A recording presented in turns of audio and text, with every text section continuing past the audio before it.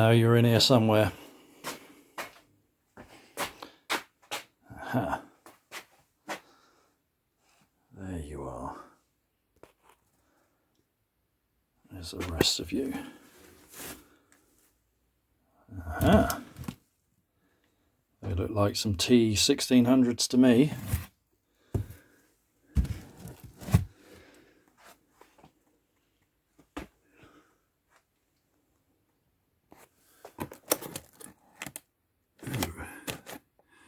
They look like some mids to me. Yep.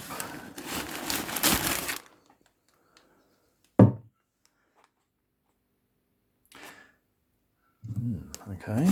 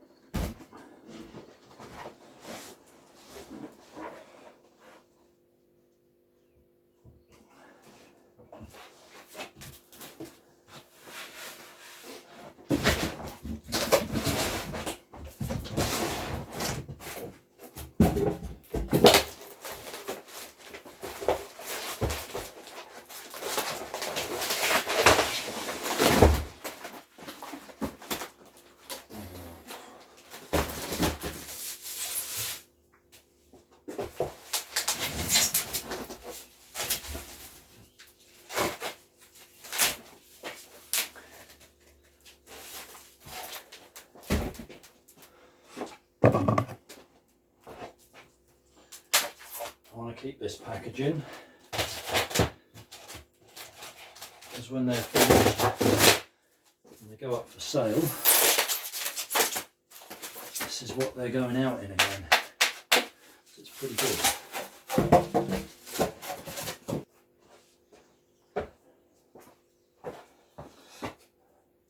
Right, let's get them to the workshop and see what they look like. Right, at long last, I know I've been talking about this on and off my videos for quite a while, but it's time to start doing my own Ditton 44s. I've been collecting parts for these for quite a while. These cabinets I brought over a year ago, just as empty cabinets in poor condition. I think I got them for 25 quid for the pair, and he shipped them both in separate boxes. I think the shipping was only 20 quid, so yeah, kind of felt like I stole them really. So here they are. They've got nothing in them, no drivers, no crossovers. Looks like the original foam is still in them, and we do have the binding post cups on the back as well, so that's good. So the parts that I was concerned with are here, and we've got the original grills or covers, and it looks like the grill frames aren't broken. So yeah, I've been collecting drivers as well, so let's have a closer look at the cabinets first. Right, so let's have a look at this one first. Yeah, wowzers. I want to keep the badges obviously. Yummy. Yeah, they're all right.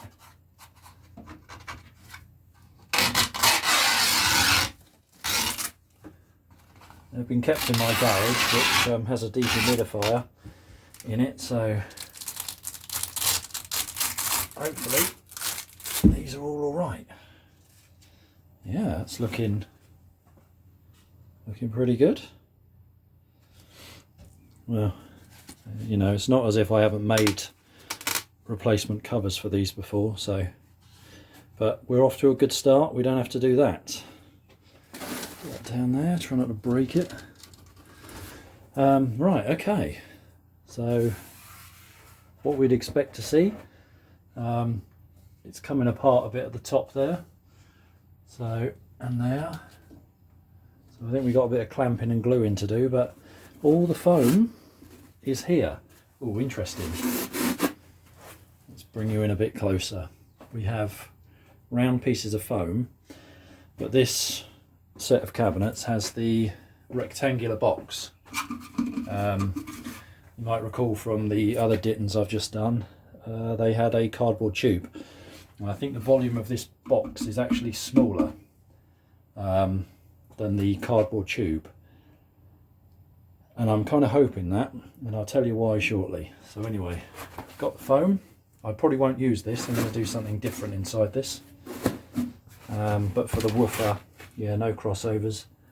30th of August, 78. So yeah, that's good. Let's take a look at this one.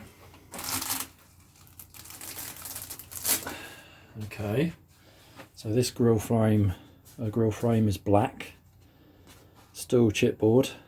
For some reason, the back of the other one is just bare chipboard. This one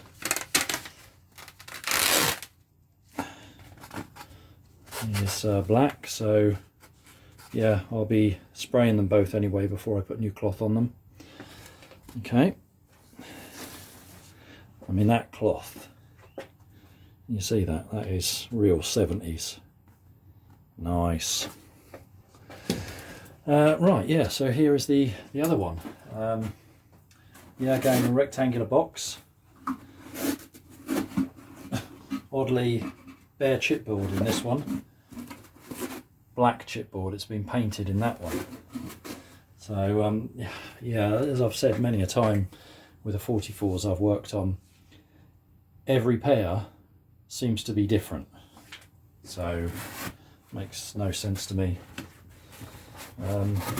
Yep, obviously no crossover in there either, but we've got the foam. Got the bits up the side. Yep. No date stamp in here.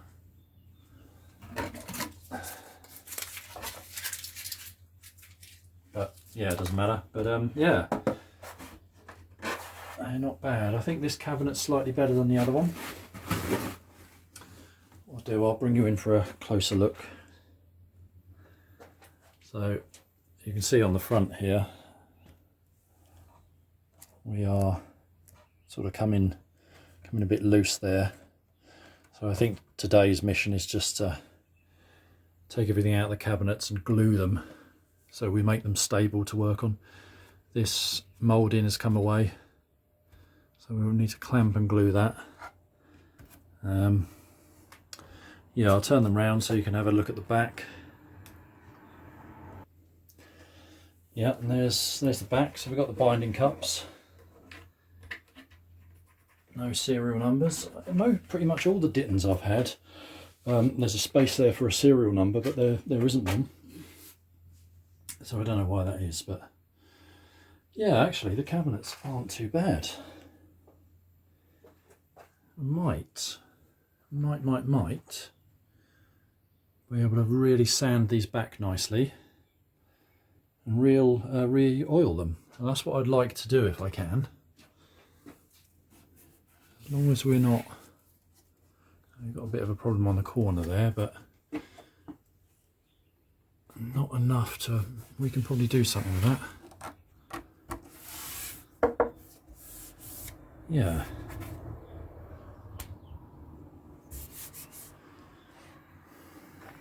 Okay, right, let's have a look at the drivers I've been collecting. Okay, again, for quite some time I've been collecting drivers to go in these, and about a year ago I found a rather nice pair of T1600 woofers. The rubber on them is beautiful. They both look absolutely identical.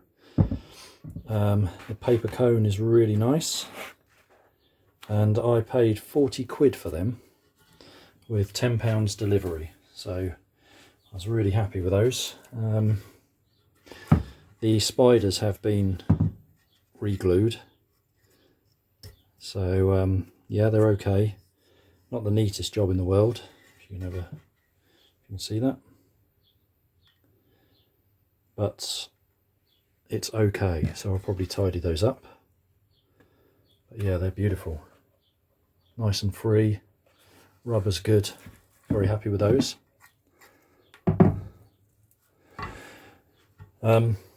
Mid-range, I have these. Now, most of the Dittons you've seen, Ditton 44s, have a 5-inch mid-range driver.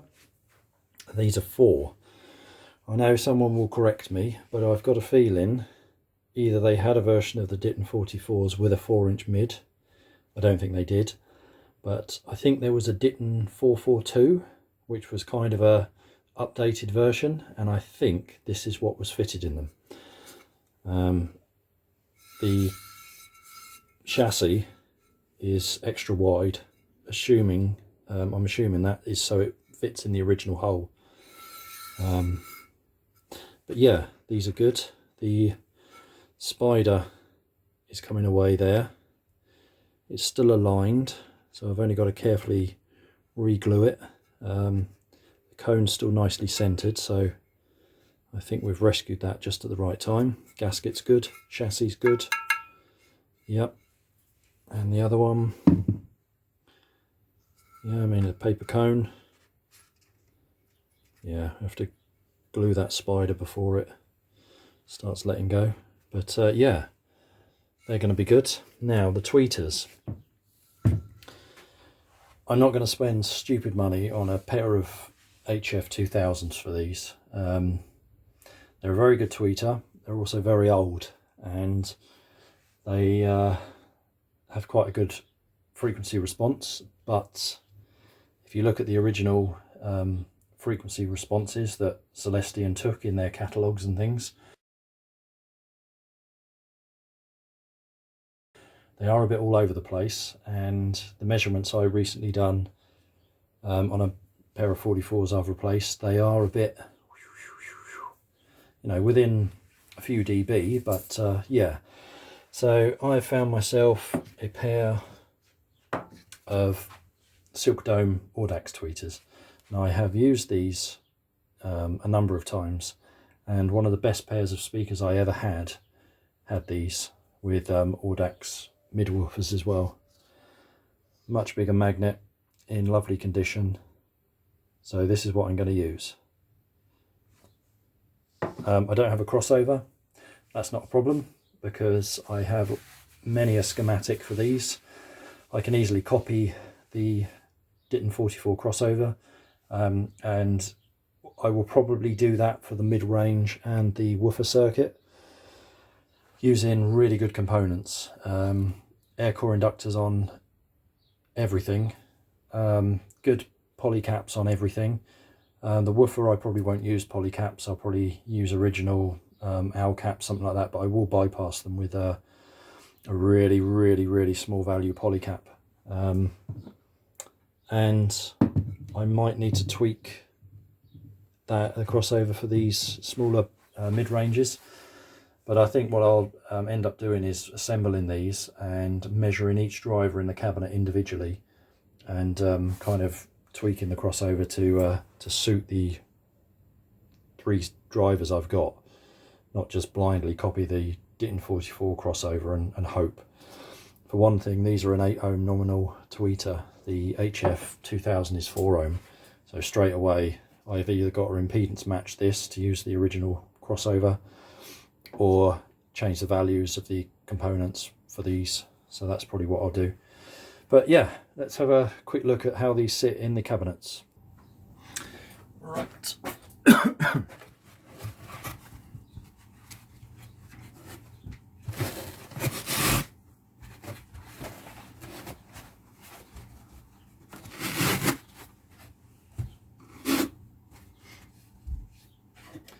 Yeah, one thing I'm going to do with these as well is add in some extra bracing,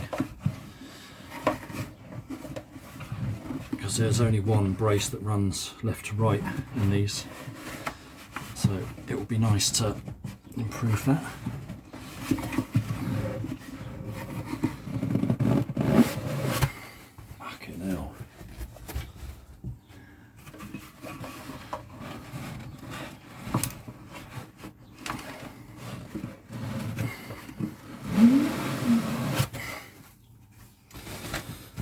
Right, yeah, one thing that always surprises me,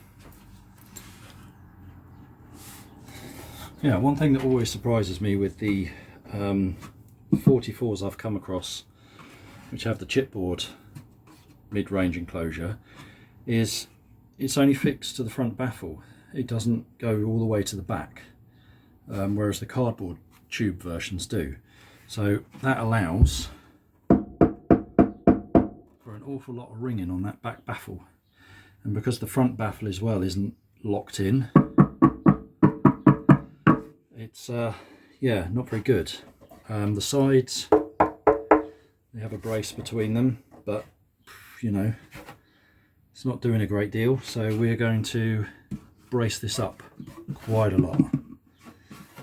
So like I say, the volume of this is smaller, so I'm hoping this lines up.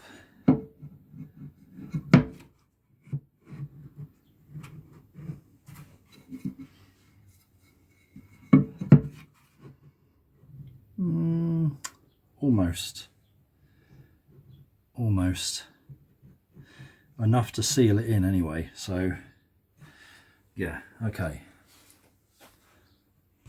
yeah, not bad. I'm going to spray these satin black, and I will probably ever so slightly dust the cone as well, don't shoot me. And big boy woofer, she sits in there lovely. Again, I'm going to do the same with that. Spray up the surround, mask up the suspension, and probably just gently spray the cone. And then for our tweeter, I'm going to have to cut this out, but I think, yeah,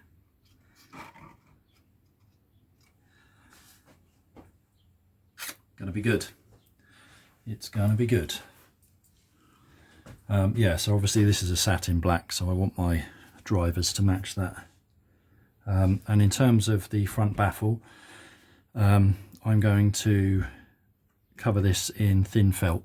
That works a treat, I find.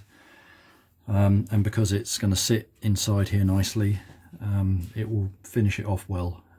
It stops those reflections and baffle gain on the front, and it just helps the speakers disappear with, and when you've got a speaker with a massive baffle like this, that's going to be very, very helpful.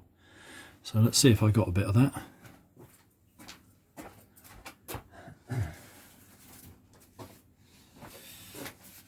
Yeah, quite a bit.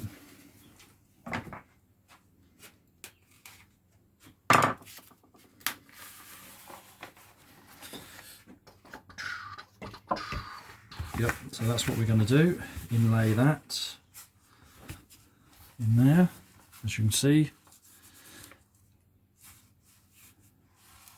So that'll finish it off nicely, and if we can keep the teak, sand that back and re-oil that. Black grill cloth again, I think we're going to be pretty good. The other thing I'm going to do with these, I found that listening to them with them about a foot off the ground, 30 centimeters, is ideal. I find listening to these with a tweeter slightly above ear level is better than listening to them on tweeter axis. So I'm going to make some stands for these as well. I'll probably just make them out of softwood, spray them black, because I like the look of some Wharfdales I've seen with a black stand, and I will see if I can find a picture and stick it in now.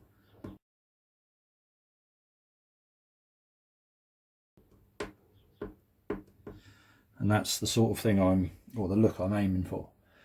So I'm going to try and turn these around fairly quickly, and once they're done, do all the testing, all the measuring. I'm going to really try and turn these into something, and there's a few people I might, at my expense, actually send them to, so I can get their opinion on them, because I know a lot of audiophiles out there really like this speaker, and if I can improve it a little bit, then I'd like to sort of display that. So yeah, I might do that. I don't know, it's going to cost me a bit of money on postage, but there we go. Okay, so I'm going to glue these together and leave them, and then once the glue's all set, I can then come back and we can start work on them.